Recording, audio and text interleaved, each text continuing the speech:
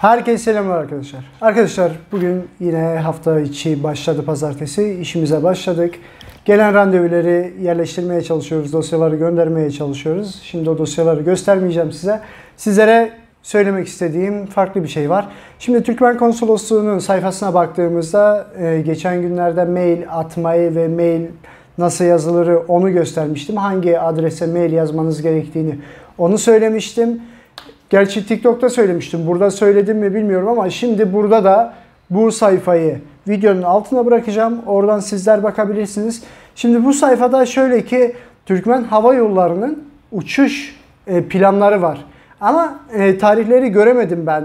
Belki de gözden kaçırdım bilmiyorum. Haftalık 4 kere, 3 kere, 2 kere hangi şehirden hangi şehre, mesela Aşkabat'tan İstanbul'a hangi havalimanına veya İstanbul'dan Türkmenistan'a hangi havalimanına gidiyorsa onları göstermeye çalışacağım şimdi size ve sizler kendiniz araştırmanız için bu sayfayı sizlere göstereceğim. Şimdi ekran sayfasına geçmeye çalışacağım.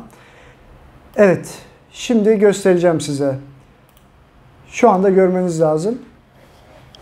Şöyle şu sayfayı videonun altına link olarak bırakacağım. Oradan tıkladığınızda direkt bu sayfaya geliyorsunuz. Ana sayfaya basın. Hatta görmeseniz bu sayfayı. Şurada uyarılar yazıyor zaten. Hangi numaralarla iletişime geçmeniz lazım. Ve şu mail adresine bilgilerinizi atarak kaydolmanız lazım diye burada söylüyor zaten. Bunların hepsini okuyarak videoyu uzatmayacağım sizin için. Sadece şuraya geliyorum. Burada işte Türkmence yazdığı için şunu böyle çevirelim. Şurada Türkmenistan'ın tarafsızlığı ve duyuruları falan böyle yazıyor. Gurbanguly. Mart'ın 21'indeki duyurular, 23'ündeki duyurular. Mart'tan önce bu son duyuruları göremedim burada. Acil çağrı da varmış burada bakın. Buna bastığımızda ne oluyor onu bilmiyorum. Hiç denemedim. Acil çağrılar için şu numaralara iletişime geçebilirsiniz. Bakın numaralar diyorsunuz, ulaşamıyoruz diyorsunuz ya. Acil çağrılar için şu numaralardan iletişime geçebilirsiniz diye. Nereden, hangi şehirden sizler bakıp iletişime geçebilirsiniz. Türkiye var mı? Hindistan var, Rusya var. Neresi var? Türkmenistan'ın federal, Kazakistan, Çin, Azerbaycan var mesela, Ermenistan var. Bakıyorum. İran, Türkmenistan, Pakistan, Romanya. Neyse, benim söylemek istediğim bu değil. Ama şuradan da ana sayfaya tekrar dönelim. Ana sayfadayız şu anda. Şu sayfayı gördünüz. Aşağıya iniyorsunuz. Şurada zaten hepsinin bilgileri var. Bütün bilgiler var, buradan bulabiliyorsunuz. Ve burada bizim için önemli olan bu Türkmenistan Hava Yolları olan bayrağı bulacaksınız. Bu logoyu bulacaksınız. Üstüne tıklayacaksınız. Üstüne tıkladığında şurada yazıyor bakın. Havalimanı Aşkabat Uluslararası Havalimanı. Aşkabat'tan İstanbul'a ASB İstanbul.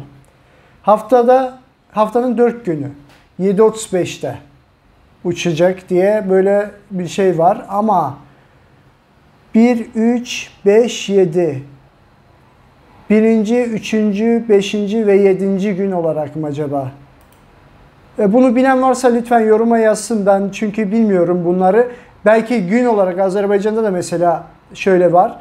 1. gün, 2. gün, 3. 4. 5. gün diye sayılıyor. Tek günlerse 1. gün, 3. gün, 5. gün, 7. gün, 4 gün olunca bu böyle oluyor. Şimdi Aşkabat Uluslararası Havalimanı'ndan başka bir tane var. Akşam saatinde uçanlar 1. 2. 3. 4. 5. günler. Yanlışsam doğru düzeltin lütfen. Ben bunu böyle biliyorum. Çünkü Azerbaycan'da da böyle gün olarak sayılıyor. Pazartesi, salı diye sayılmıyor. Aşkabat Uluslararası Havalimanı'ndan öğle saatinde 6. gün ve 7. gün gece saatinde var. Şimdi İstanbul'dan gidişleri gösteriyor. İstanbul'dan gidişleri haftanın günleri 2. İkinci gün mesela bu gidiş 10'u 10 geçe. Yine 1. 3. 5. 7. gün diye var. Şöyle bir tablo gördüm. Buradan çıktı al diyebilirsin. Sen kendini tutabilirsin. Türkmen Havalimanı'na giderken bu sayfayla gidebilirsiniz. Bizim ofise gelenlere bu sayfayı herkese verebilirim. Ben bunu çıkarıp kendim de tutacağım. Asıl bizim için önemli olan hani nasıl ulaşılır konusu şu. Şuradaki telefon numaraları mesela. Şurada fax var. Mobil yok. Şu fax var ve 810 ile başlayan bir telefon var. 810 90 212. 810 212 ile başlıyor. Bu 810 kodu anlamadım ama 90 212 ile başlayan bir kod var. Atatürk Airport International Terminal Departure Floor Idle diye Yeşilköy İstanbul. Böyle bir acenta adresi koymuşlar. Bu acenta adresine ulaşabilirseniz şu telefon numaralarıyla, şu fax numaralarıyla ben aramadım ama eminim ki ulaşılabilir. Ulaşılamazsa da dediğim gibi bu çıktığı isteyen kişiye WhatsApp'tan atabilirim. İsteyen kişi gelip buradan bizden fotokopi olarak alıp götürebilir konsolosluğa ve acentanın mail adresi burada. Sizler oraya mail atarak bilgi alabilirsiniz. Ne zaman açılacağı, ne zaman kapanacağı, uçacak mı, iptal mi olacak diye buradan yine tekrar bilgi alabilirsiniz. Şimdi bütün arkadaşlar beni arayarak bunları sormak istiyor. Ben de böyle videolar çekerek sizler kendi işinizi kendiniz yapabilir hale gelin diye bunu yapmaya çalışıyorum.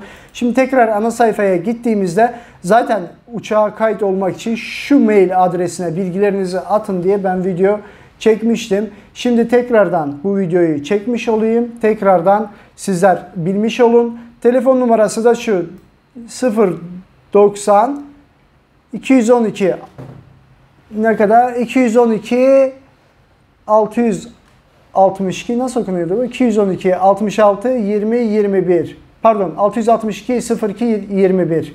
Sonra 02 22 02 23 diye böyle telefon var. 662 02 21 662 02 22 662 02 23 hepsi 212 ile. Bunu böyle bilirseniz, böyle paylaşırsanız arkadaşlarınızla hepsi bilir nasıl olacağını, nasıl ulaşacağını. Bu da sizin için bilgi olsun. Dediğim gibi şu sayfayı benden gelip ücretsiz bir şekilde alabilirsiniz. Hiç kimse sizden para istemez bu sayfa için. Bu sayfayla da konsolosluğa gittiğinizde oradaki arkadaşın, oradaki memurun da bilgilendirmiş olursunuz. Sayfada böyle bir bilgi var diye, bu bilginin aslı nedir, astarı nedir diye. Evet arkadaşlar, böyle konsolosluk sayfasından bulup sizlerle paylaşmaya çalıştım. Sizler de videoyu beğendiyseniz beğenmeyi ve kanala abone olmayı, bildirimleri de açmayı unutmayın ki her hafta olan canlı yayınlara katılabilirsiniz. Başka da sorularınız varsa yorumlara yazın lütfen. Şimdilik bu kadar. Kendinize iyi bakın. Görüşmek üzere.